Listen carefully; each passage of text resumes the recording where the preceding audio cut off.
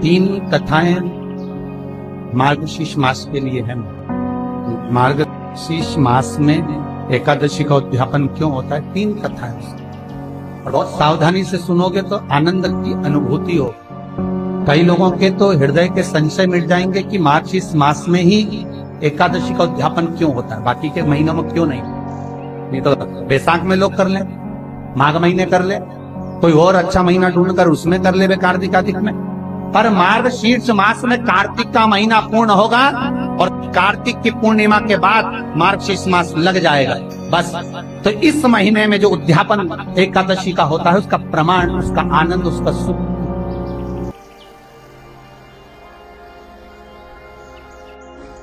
हम कई बार निवेदन करते हैं, आप अगर एकादशी का व्रत कर रहे हो महाराज, पूरे साल एकादशी करो, मना नहीं है, पर मार्गशीर्ष मास में जो एकादशी है, स्कंद पुराण कहती है कि दोनों एकादशी का व्रत कर कर या पूजन कर कर हम सारे दुनिया में जितने संत महात्मा योगी सन्यासी तपस्वी साधक उपासक हुए, जिन्होंने एकादशी का व्रत करा, उनकी पुण्यता हम प्राप्त कर सकते हैं। ये केवल दो एकादशी, केवल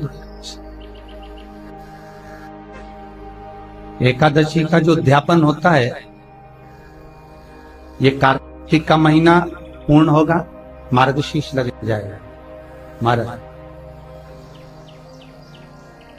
एकादशी का जो उद्यापन होता है वो केवल मार्गशीर्ष मास में ही होता है, इसके सिवाय एकादशी का उद्यापन नहीं होता।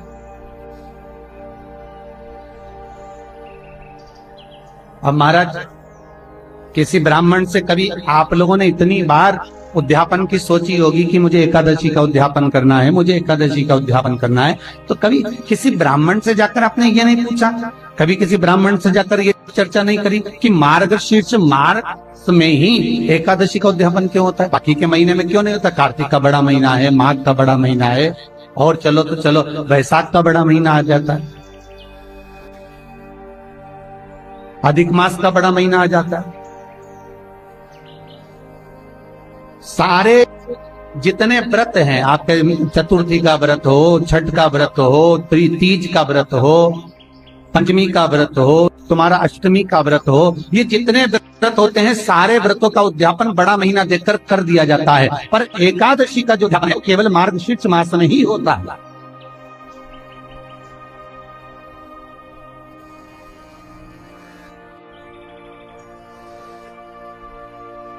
कभी हमारे भीतर भी तो संशय आना चाहिए कि ये मार्गशीर्ष मास में ही एकादशी का उद्यापन क्यों?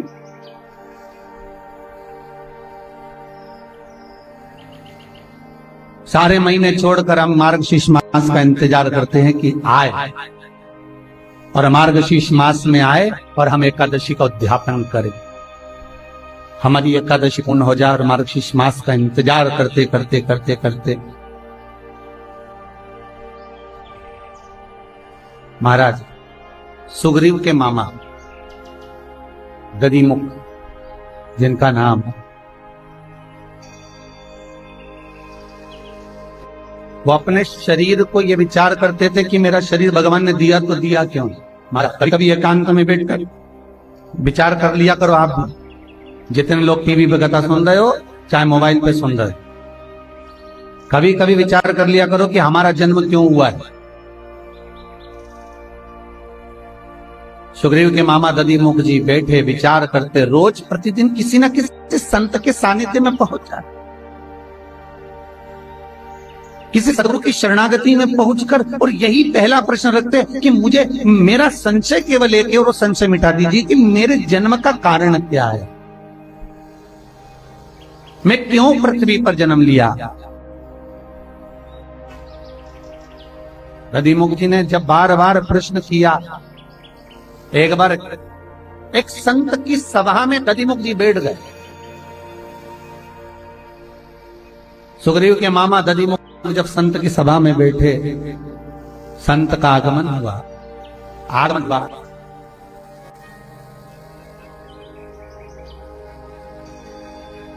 दधिमुख जी प्रश्न करते उससे पहले संत ने प्रश्न कर दिया, कैसे आना हुआ। अब दधिमुख को तो ये प्रश्न था कि मेरा जन्म ही क्यों हुआ, किस लिए आए। आज संत ने प्रश्न कर लिया, कैसे आना हुआ। जैसे ही प्रश्न करा संत ने कि कैसे आना हुआ, दधिमुख जी ने एक ही उत्तर दिया, बहुत नाम सुना था तो विचार किया कि एक बार जाऊं मैं आपकी शरण में और कुछ जीवन का भगवत भजन का लाभ लेकर आओ।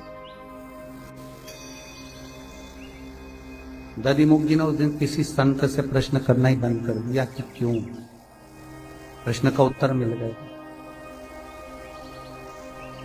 बहुत नाम सुना था महाराज, जब कीट पतंगा, झिंगुर, इल्ली, कीड़ा, गोबर का कीड़ा,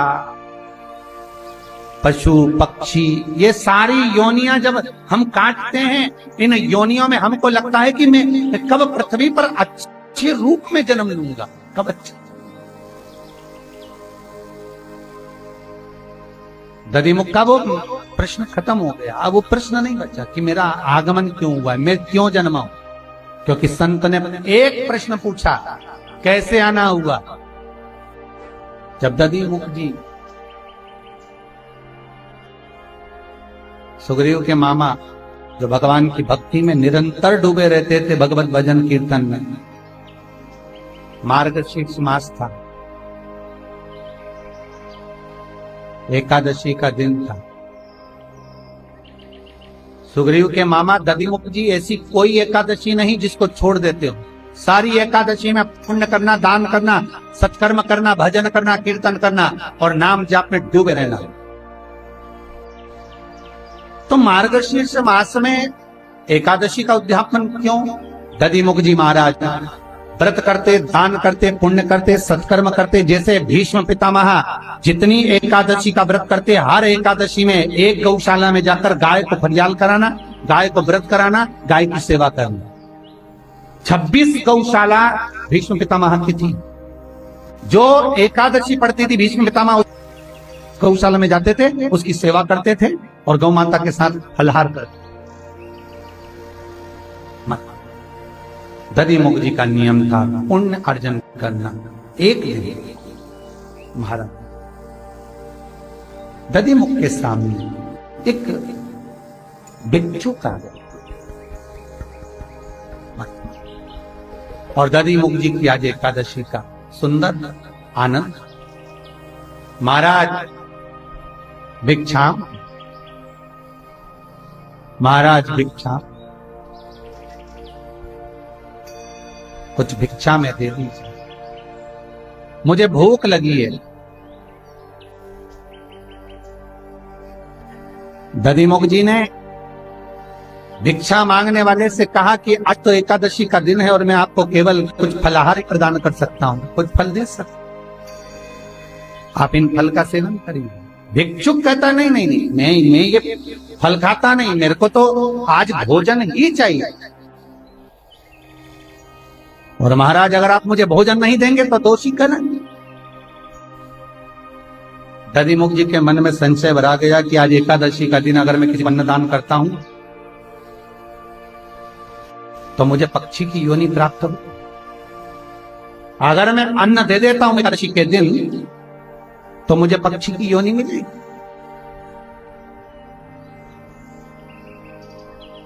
और यदि मैं आज एकादशी के दिन इसको भूखा छोड़ देता हूं तो मुझे नरक का भोग मिलेगा। कभी कभी ऐसी समस्या अपने बीच में भी आ जाती है, बहुत बहुत समस्या आती है। हमारा दधिमुख निवेदन करे, महाराज आपको मैं अन्न तो नहीं दे सकता, हाँ आप यदि कृपा करें तो मैं आपको सुंदर भात फल का ला कर दे सकता हूं, और सुंदर फल ला कर दे देता हूं, फलहार देता हूं, दूध ला कर दे देता हूं, कुछ अच्छी सामग्री बना कर दे देता हूं, पर आप अन्न का भाग देना। भिक्षुक तो अड़ गया, मुझे अन्न का भाग दो, अन्न का भाग मुझे ग्रहण करना है। दधिमुख जी ने उसी समय हाथ जोड़कर जिन देवताओं के दरवाजे पर, जिन संतों की शरणागति में, जिन सदगुरुओं के पास में बैठकर प्रवचन सुना था, भजन किया था, कीर्तन करा था, स्मरण करा था, नाम जाप करा था, नाम कीर्तन में डूबे रहे थे, सारे संतों का, भगवंतों का स्मरण किया। और सारे संत और भगवंत स्मरण कर कर उनका जब स्मरण किया गया तो जितने संतों की एकादशी थी उन सारी एकादशी इस दधिमुख के सामने आकर खड़ी हो। देखिए, सारी एकादशी दधिमुख के सामने आकर खड़ी हो। और खड़ी होकर उन एकादशी ने दधिमुख से कहा, दधिमुख तू चिंता मत, हम सूर्य नारायण से विनती करते हैं और आज का तेरा जो भाग है तुम सूर्य नारायण से विनती कर कर, सूर्य की उपासना कर कर, और आज का भाग जो भी है तो दधिमुख चिंता ना कर, सूर्य की साक्षी में तू इसको वचन दे दे कि मैं इसको भोजन कराऊं। और जैसी तुम वचन दोगे हम सूर्य को धीरे धीरे ढलवा देंगे, दूसरा दिन लग जाएगा, पालना का दिन रहेगा, तुम इसको भाग प्रदान कर दो, एकादशी कर कर। महाराज दधिमुख जी ने कहा नहीं मान, एकादशी से करें, अगर आप ऐसा छल करोगे तो ठीक नहीं हो। एक काम करता हूं, आज मैंने जो जितनी एकादशी करी है उस सारी एकादशी का एक साथ उद्यापन कर दो, एक साथ उसको पूर्ण कर दो। महाराज मार्गशीर्ष मास में उत्पन्ना एकादशी का जो भाव वर्णन किया गया, उस दिन से एकादशी का उत्पन्ना मतलब उत्पन्न होकर प्रागट्यता के भाव कर दिया गया।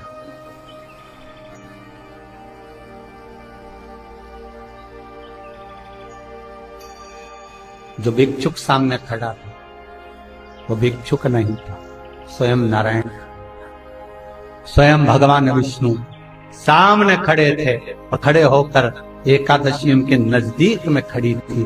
और तुरंत नारायण ने कहा, सुन दधिमुख, इतनी एकादशियां हैं, 26 एकादशियों के लोग व्रत करेंगे, पर इस मार्गशीर्ष में तूने मेरा स्मरण कर कर सारे संत महात्मा जोगी सन्यासी तपस्वी साधक उपासक जितने भजनावली कीर्तनीय जितने भी हुए हैं सबका तूने स्मरण करा है, सबको तूने विराजमान करा है, सबको तू लेकर आया है। इसलिए बस यही महीना ऐसा होगा जिसमें एकादशी का उद्यापन होगा और एकादशी पूर्ण रूप से तुम्हें वर प्रदान। कितना सुंदर कहा है महाराज। पूरे महीनों में केवल एक मार्गशीर्ष मास ऐसा होता है जिसमें उद्यापन करा जाता है। और क्यों करते हैं उद्यापन? तो दधिमुख जी की कथा कहती है, जिस दिन मार्गशीर्ष मास की एकादशी का हम उद्यापन जब करते हैं, 26 एकादशियों का उद्यापन जब हम मार्गशीर्ष मास में करते हैं, सारे संत महात्मा जोगी सन्यासी साधक उपासक स्वयं 33 कोटि देवता अर्थात जितनों ने भी एकादशी करी होती है, सारी एकादशियां का पुण्य उस दिन उद्यापन के समय हमारे खाते में लिख दिया जाता है। इसलिए मार्गशीर्ष की एकादशी के ही महीने में, मार्गशीर्ष में ही केवल एकादशी का उद्यापन, बाकी का कोई